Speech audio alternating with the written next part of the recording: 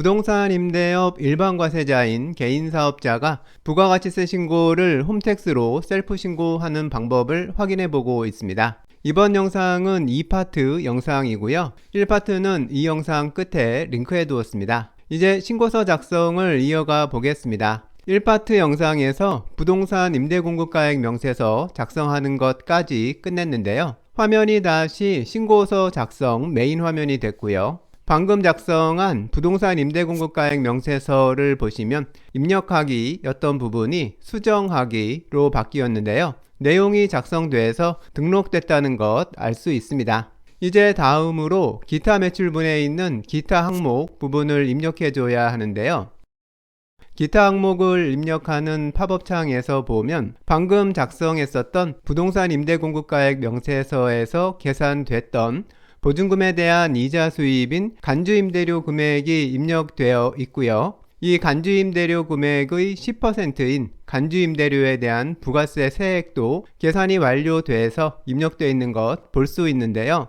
이 팝업창에서는 별다른 입력할 건 없고요. 간주임대료에 입력된 금액이 정확한지만 확인해 보고 맞으면 바로 입력 완료 클릭해 주면 됩니다. 다시 신고서 작성 메인 화면으로 왔고요. 화면에서 보면 방금 확인했었던 간주임대료 금액하고 세액 입력된 것 볼 수 있습니다. 이제 다음으로 매월 임차인에게 월세를 받고 세금 계산서를 발급해 주었던 내용을 입력할 건데요. 매출처별 세금 계산서 합계표 서식을 작성하면 됩니다.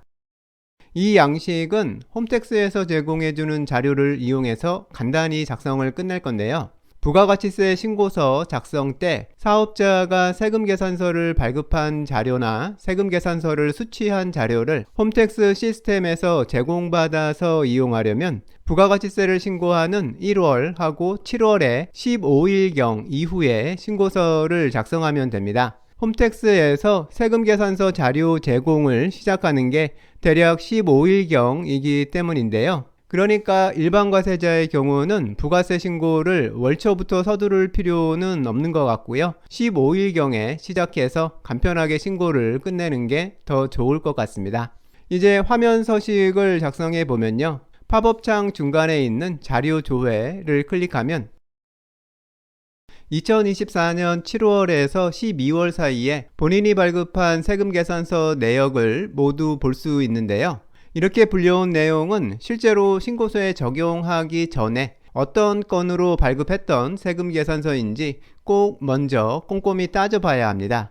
혹시 불려온 내용 중에서 지금 신고하는 해당 임대사업하고 관련이 없는 건이 있는지 확인해야 하는 건데요. 발급 건들이 모두 해당 임대사업 연관 건일 때에만 내용을 불러와서 사용해야 합니다. 지금 화면의 내용은 임차인 한 명에게 매월 한 장씩 총 6번 세금 계산서를 발급한 내용이 보여지고 있는 건데요. 모든 발급 건들이 신고 대상 임대사업하고 연관된 건이니까 모두 사용하면 되는 상황입니다. 내용 모두 확인했으면 닫기 선택하고요. 매출처별 세금 계산서 합계표 팝업창에서 불러오기 클릭하는데요. 그러면 방금 전에 확인했던 세금 계산서 발급 내역이 불려와서 화면 서식을 채우게 됩니다. 채워진 내용 다시 확인해 보고요. 내용이 모두 맞으면 입력 완료 클릭합니다. 신고서 작성 메인 화면에서 보면 매출처별 세금 계산서 합계표 부분에 금액 입력된 것 볼 수 있고요. 이제 다음으로는 과세표준 명세를 입력할 차례인데요.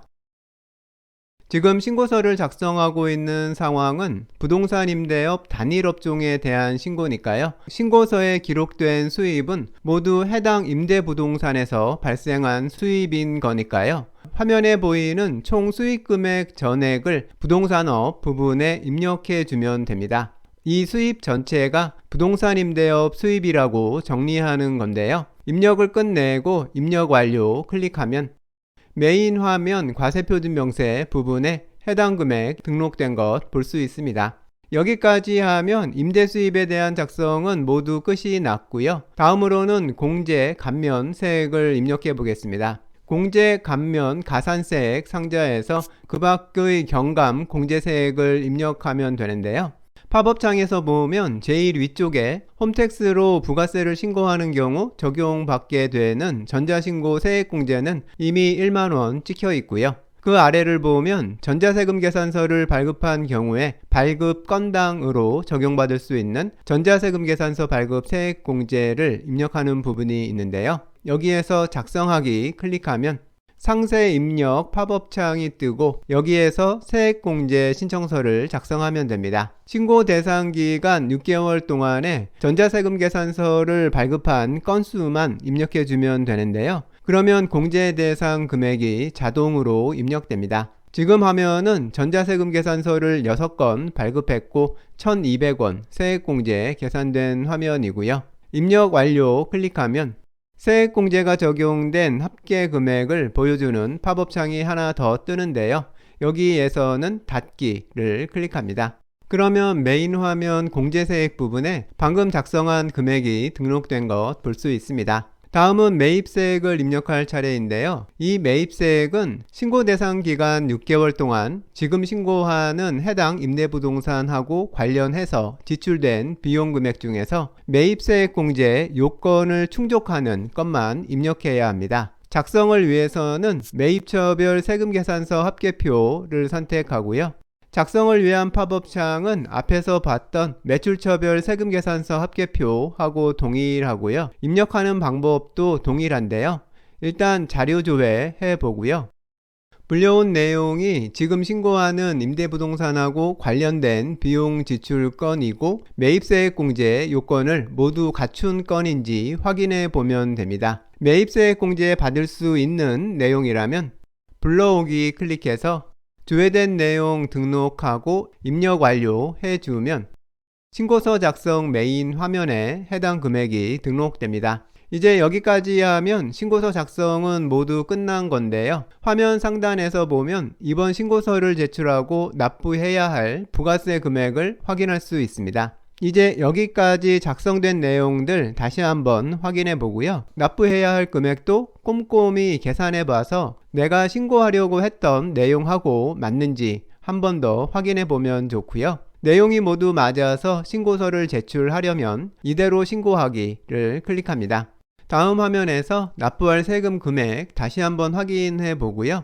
신고서 제출하기 클릭하면 신고서 작성 제출이 완료됩니다. 부동산 임대업의 경우는 일반 과세자도 부가세 셀프 신고가 크게 어렵지는 않으니까요. 홈택스를 이용한 셀프 신고 꼭 해보시면 좋을 것 같습니다.